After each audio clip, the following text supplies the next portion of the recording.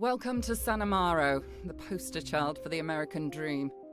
A city where any street criminal can become a kingpin and every meth head is an entrepreneur.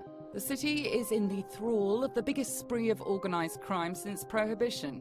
While the police have been tackling the symptoms of this problem, the heads of the criminal syndicates that run this town have been allowed free rein to build their empires and their wealth. What's up, ladies and gentlemen? So first of all, we're going to look at Rico, developed by Ground Shatter and published by Rising Star Games.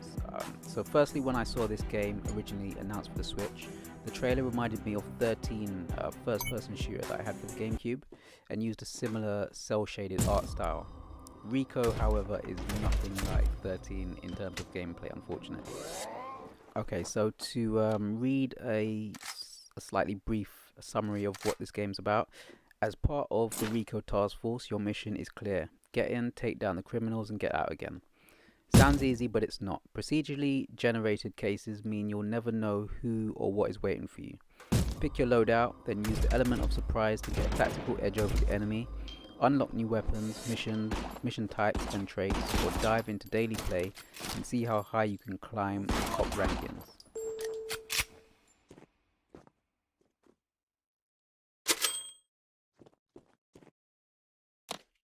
Okay, so I've probably put in quite a few hours into this game, and without trying to sound too negative, it is quite a simplistic and repetitive game. The whole procedurally generated rooms means nothing when all the levels have similar feels to them or similar looks.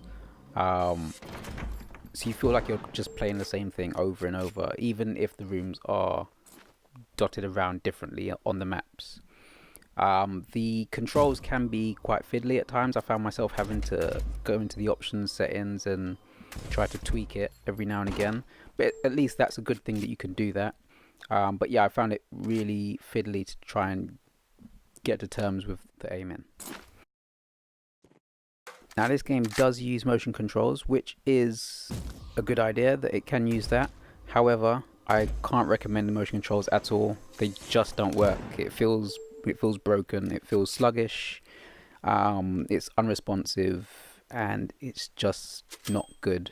You're just better off sticking to analog. This game plays better, I think, in handheld mode than on the TV, which I think works for this game because it's the sort of game you want to jump in, play for maybe 10 minutes or so, and then turn off.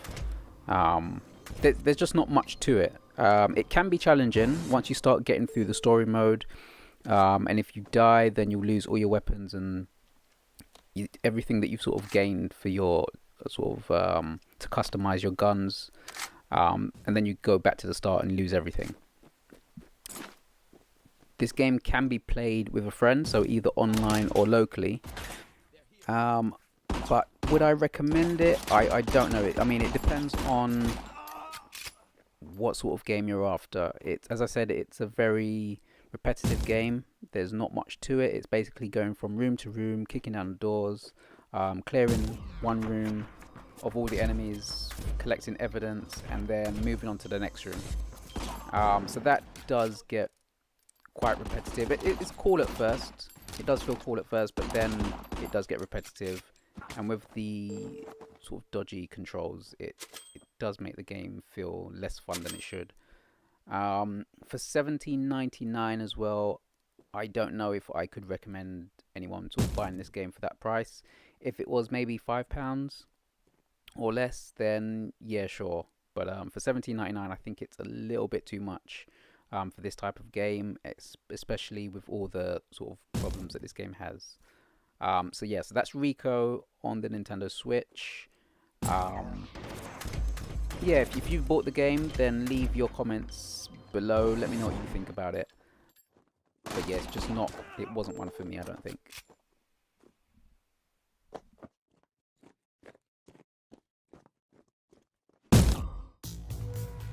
Next up, we have Blood Waves by Light Road Games.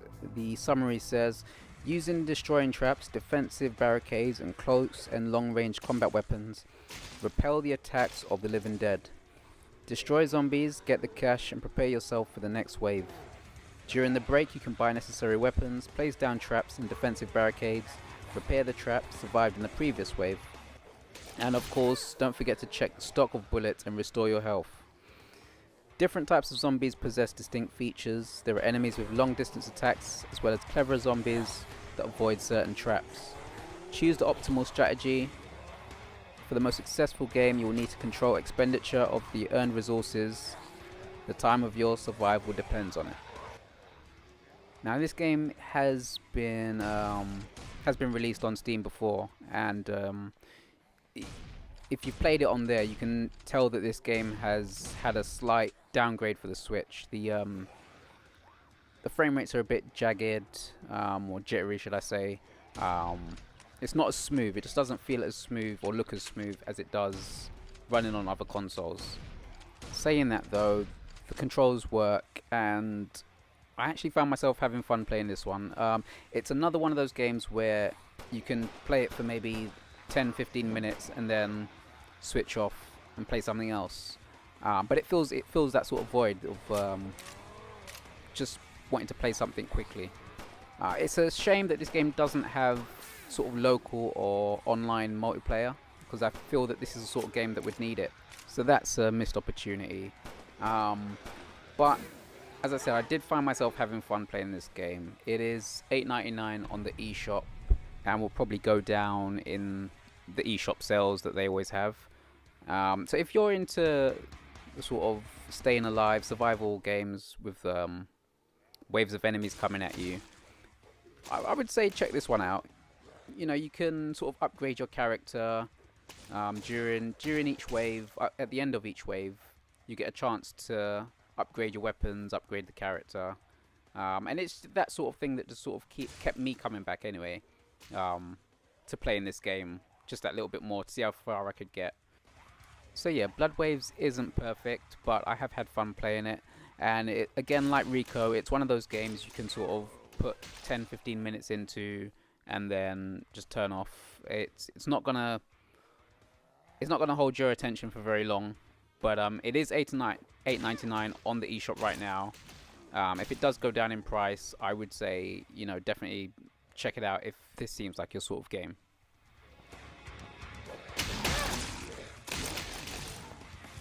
So that's been Rico and Blood Waves, both available now for the Nintendo Switch on the eShop. Rico is priced at $17.99, Blood Waves at $8.99. If you've picked up either of the games, then let me know what you think in the section below. And thank you for watching.